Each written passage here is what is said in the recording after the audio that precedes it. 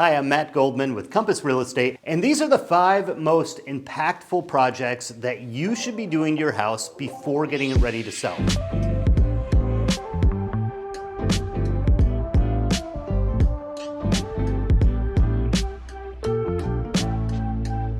This is without a doubt the most asked question that I get when someone calls me to come sell their house.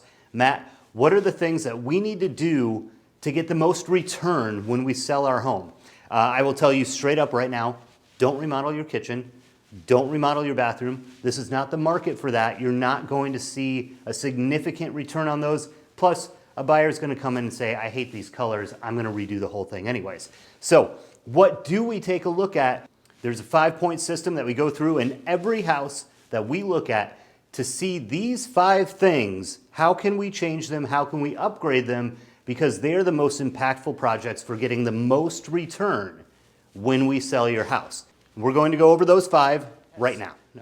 Point number 1, we're going to talk about paint.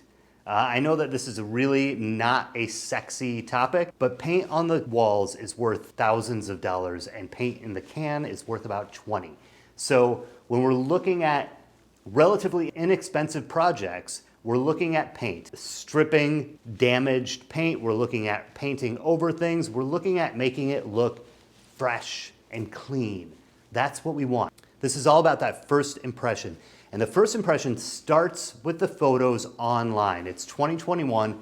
It's where most people are looking for homes. Those photos are it. That's the absolute most impactful part of our marketing. And so fresh paint actually helps our photos look more clean, more bright, more open. Then when the buyer comes into the house for the first time, we need to be able to deliver on those photos. I can't tell you how many times in representing buyers, we look at a photo online, it looks fantastic, let's go check it out in person.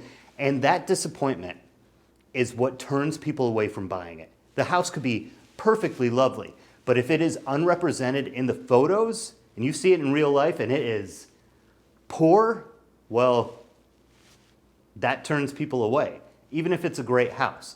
So we need to deliver on what those photos are. Paint is the least expensive, quickest way to do that. So fresh paint on everything, that's point number 1. Point number 2 in the listing audit process, we need to talk about floors, flooring, laminate, vinyl, carpet, hardwood, bamboo, damaged floors. I mean, this is a really, really impactful project, and it goes along with the same mentality that we had for paint. All about making those photos look fantastic and then having those photos be an accurate representation of the home. There are almost endless options for flooring. Depending on the price point for your home, that's how we're going to look at different options.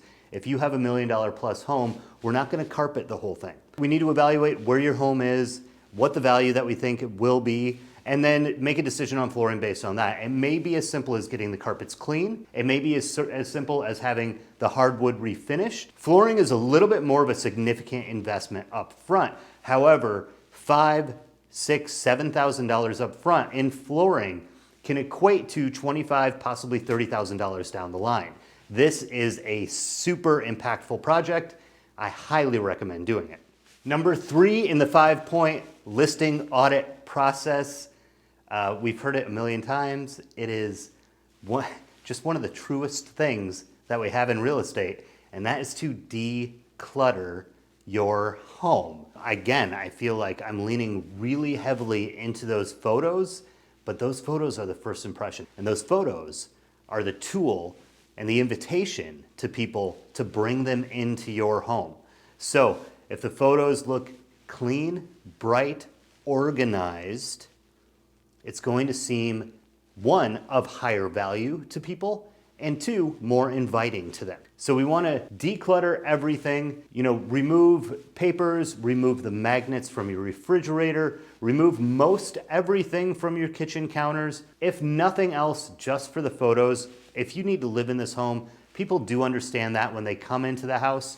If you have to have your coffee maker on the counter, that makes perfect sense, of course. But we don't want to leave your week-old newspapers and mail out on the counter for showings or for photos. And what you're doing here is you're creating this idea for people, the idea of space, of order, of cleanliness. That equates to a buyer as a higher value item, even though it costs you literally nothing, unless you need to bring someone in to do some organizing for you, which is a perfectly valid thing. So, decluttering. Number 4 in your 5-point listing audit process goes hand in hand with decluttering, and it's depersonalizing. Absolutely, this has to do with removing pictures of your family and yourself from the home so that the buyer can see themselves in your home. But that's not the whole reason. One, this is a safety reason. We do not want pictures of you and your family and your children online with your address so that anyone can see it. So we're removing those photos for safety's sake, but then also you're removing distractions from the showing. When I've represented buyers, we enter into someone's house and we see a wall collage of their family, that is something that people want to relate to. So they're going to be drawn to that. And it's actually going to take attention away from the rest of the house. And it's not going to allow them to focus in on what they love about the house and entice them into making an offer. Along with this might be kind of controversial. Take down every single sign, lettering, wall decal that has wording on it. Over the last 5 years, I've shown literally hundreds of houses, and I can tell you with extreme certainty that every single time we see that in a house, it is a point of conversation. It is not necessarily a positive conversation, and it deters people from actually receiving the home and being able to look around and say, I will buy this house. I have had people buy homes with wall decals. However, I have had people who are completely distracted by that as well.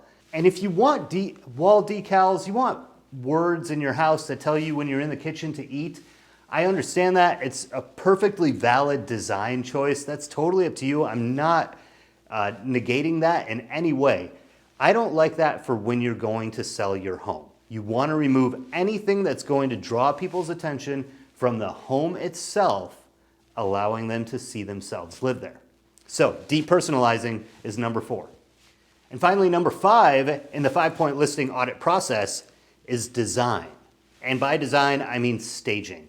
So we need to take a look at your home, we need to take a look at your furniture, we need to take a look at how that furniture is arranged, and we need to make a decision about if we are going to be removing furniture, putting it in storage, and bringing in a stager, or just bringing in a designer or a stager to help arrange what you currently have. A lot of this has to do with the price point for your home. Right now in our area in Whatcom County and Skagit County, we have so much money flowing to this area and the home prices are rising so significantly that a lot of people who bought furniture for their home when it was worth $400,000, $500,000 are now selling to $800,000 buyers. And so that is a different design element there. And so when we're looking at selling your home and putting it on the market, we need to be catering to the people that will purchase your home. This, as much as flooring and paint, is going to be an investment in your money and will significantly pay off. We're talking anywhere between $1,500 to $5,000, depending on the size of your home and the scope of the staging project. But we are also talking about bringing in so many more buyers and striving to get that multiple offer situation that drives the price up $5,000, $10,000, $15,000, $50,000, $60,000 over the asking price. You want to bring in more people to your home. The more people who see your home, the more likely we are to get that buyer to bring the right price, the right terms, and the right timeline to you. Staging is undoubtedly one of the most significant investments that you're making in your asset when we go to sell your home. So there you go. That's number 5, design. So to review, we've got 1, paint, 2, flooring, 3, decluttering, 4, depersonalizing, and 5, design. Okay, so of these 5, we've talked about 3 that are somewhat of a significant investment. Not necessarily the investment of redoing your entire bathroom or your entire kitchen, but we're talking a few $1,000s for paint, a few $1,000s for flooring, and a few $1,000s for staging. And I understand when you're looking at listing your home, you don't want to put that money up front and just say, well, I hope this all works out. So what we do at Compass, we have a different program that's called the Compass Concierge, and it allows us to take a look at what your potential sales price will be and determine that equity that you will have in your home and allow you to borrow that equity up front to make improvements on projects like this. There's no interest charged on this project. There's a very soft credit pull to go with it because really what we're looking at is the equity of your home. So we take that money, we put it up front, we give it to you in a Visa card that you can use to pay the painter, that you can use to pay the stager, that you can use for the flooring, that you can use for any project around your home. If you decide that you need gutters, Compass Concierge funds can pay for that. If we need landscaping, Compass Concierge funds can pay for that. If something comes up when we're already under contract and we have an inspection and we need to get the crawl space cleaned out, for instance, Compass Concierge can pay for that. So the only catch with the Compass Concierge program is that you need to work with a Compass agent in order to utilize that program, and that's who I am. So you're already talking to me about listing your home.